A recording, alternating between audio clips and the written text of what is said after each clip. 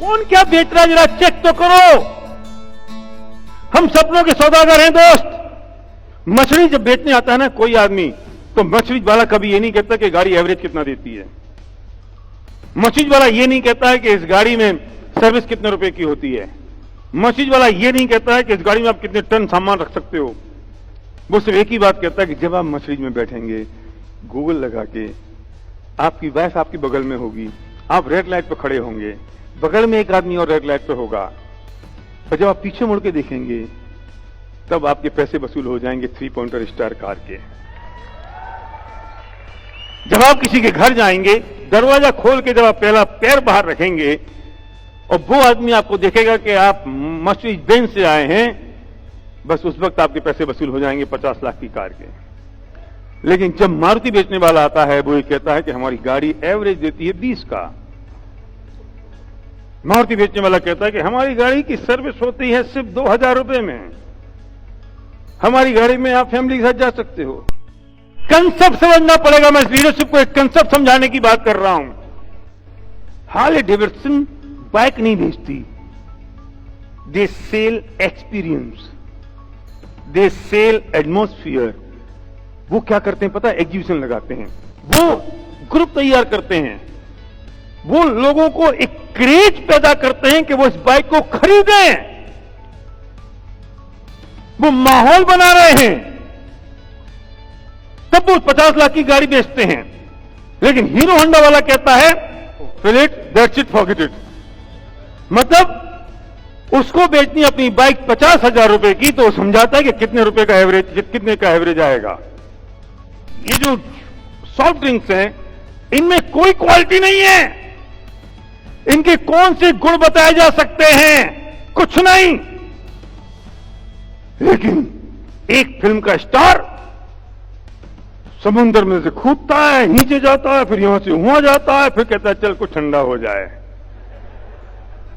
तुम भी जानते हो ये नाटकखोरी है, तुम भी जानते हो कि सच्चाई नहीं है, तुम भी जानते हो कि झूठ कर रहा है, और तुम भी जानते हो कि वास्तव में इसने भी नहीं किया है, इसका कोई डुप्लीकेटर कर रहा है। उसके बाद भी तुम जाते हो दुकान पे और एक बोतल लेते हो कोला की और मुंह में लगा के पीते हो, और अंदर से सोचते हो चल अब कुछ तूफानी करते हैं। आपके घर में कौन से पड़ोसी जा रहे हैं, और जब आप किसी आदमी को बिजनेस प्लान दिखाने जा रहे हो तो आपका फोकस क्या है? आपका फोकस प्रोडक्ट्स है या आपका फोकस उसके ड्रीम है, और वो ड्रीम इन प्रोडक्ट्स की वजह से पूरे होने वाले हैं। लिखो अपने सपने, और आपके सपने ऐसे होने चाहिए, आपके सपने ऐसे होने चाहिए जो आप में एक रोमांच पैदा कर दें। रोमांच।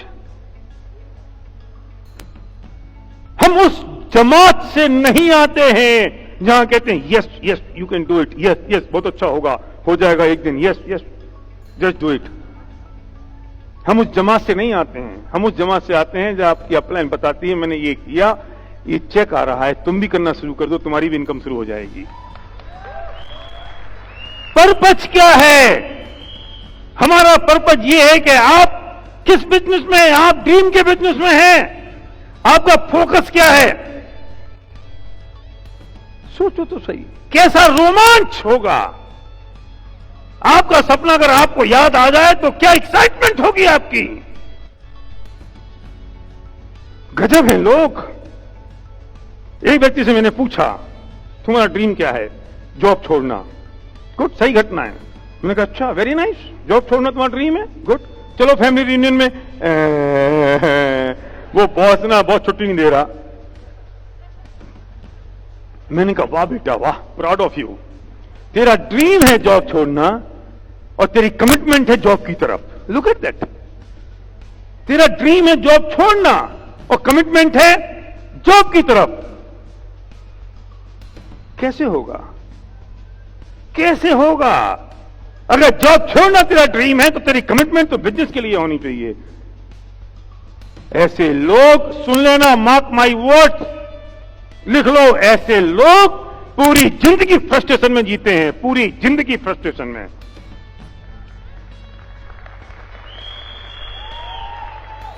और जब उनके बच्चे पैदा होंगे तो अपने सपने उन बच्चों के मार्फत पूरे करना चाहते हैं, और वो बच्चे फिर सुनते नहीं है अपने बाप की, क्योंकि वो जानते हैं और कभी कभी मुंह पे कह देते हैं कि तुमने किया क्या अपनी जिंदगी में जो मुझसे एक्सपेक्टेशन करते हो। मैं नहीं चाहता हूं कि आपका बच्चा आपसे कहे कि आप जिंदगी में क्या कर पाए। उसके लिए आपको कुछ करना पड़ेगा, कुछ करना पड़ेगा आपको। चेक योरसेल्फ, आप चेक करो अपने आप को कि आप किस चीज से ड्राइव हो रहे हैं। ड्रीम से ड्राइव होते हैं या सेल्फिशनेस से और फियर से।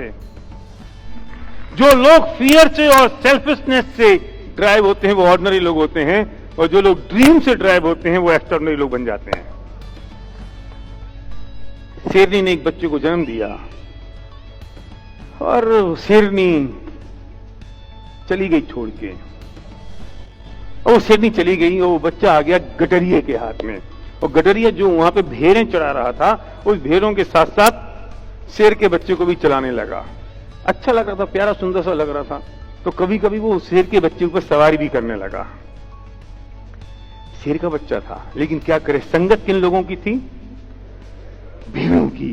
तो जैसे भेड़ें मिमियाती थीं, ऐसे ये भी मिमियाने लगा और शेर के बच्चे के साथ गडरिये के बच्चे खेलने लगे। हो गए साल, 2 साल, 3 साल हो गए। अब सब सारी भेड़ें पानी पीने के लिए नदी के किनारे पे गईं और वही पानी पी रही थी, तो सामने पहाड़ी थी और उस पहाड़ी पे वो शेरनी आ गई जिसका बच्चा था। उस शेरनी ने अपने बच्चे को देखा, और जैसे अपने बच्चे को देखा तो जोर से दहाड़ लगाई। तो जितनी वो भेड़ें थी ना, वे सब भाग गई, लेकिन वो शेर का बच्चा खड़ा रहा। उसने दहाड़ लगाई तो इसने उसको ऊपर देखा, फिर अपनी शकल पानी में देखी, फिर उसको देखा, फिर अपनी शकल देखी। लगता है कहीं रिजेंबल कर रहा है, लगता है कहीं इसकी शक्ल मेरे जैसी लग रही है। और फिर पीछे मुड़ के देखा, जो भेड़ें भाग के दूर खड़ी हो गई थी उनकी शक्ल देखी, फिर अपनी शक्ल देखी, तो लगा यार मेरी शक्ल इससे तो नहीं मिलती जिनके साथ में रह रहा था, मेरी शक्ल तो उससे मिलती है। और फिर उसने पूरी ताकत लगाई,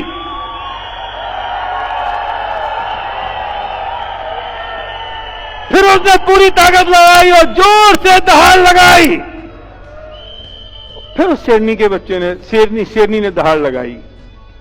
इसको लगा कि यार हो ना हो, लोग इसे राजा कहते हो, मैं तो उसका बच्चा हूं। इसने भी ताकत लगाई और छलांग मार के पहाड़ी पे पहुंच गया और पूरी जिंदगी भर के लिए जो गुलामी की जंजीरों से मुक्त होके आजाद हो गया। और लोग कहने लगे जंगल का राजा तो ये है।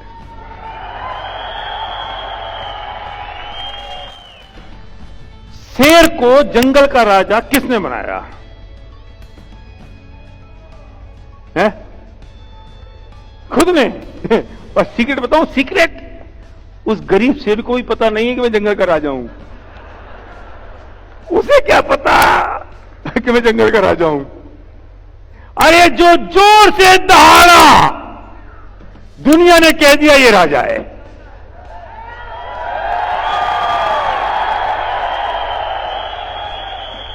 आज तक कमबख्त कोई दूसरा जानवर हिम्मत नहीं कर पाया शेर से ज्यादा दहाड़ने की। अगर वो दहाड़ लेगा तो लोग कह देंगे ये राजा है। तुम दहाड़ सकते हो, दुनिया तुम्हारा इंतजार कर रही है। अपनी देखो शक्ल उन लोगों में जो सक्सेसफुल हैं, अपनी शक्ल देखो उन लोगों में जिनके पास 1 लाख, 2 लाख, 3 लाख, 5 लाख, 10 लाख का चेक आ रहा है। आपकी शक्ल किन से मिलती है? याद करो अपने आप को, लगाओ हुंकार, भूल जाओ सारे चैलेंजेस और सिर्फ एक ड्रीम याद रखो। और वो ड्रीम जो तुम में आग पैदा कर दे, जो तुम्हारे पैर जमीन पर नहीं रहने दे, जो तुम में एक रोमांच पैदा कर दे, तुम्हारे शरीर के रोंगटे खड़े कर दे। हो सकता है। Thank you very much. Back to host.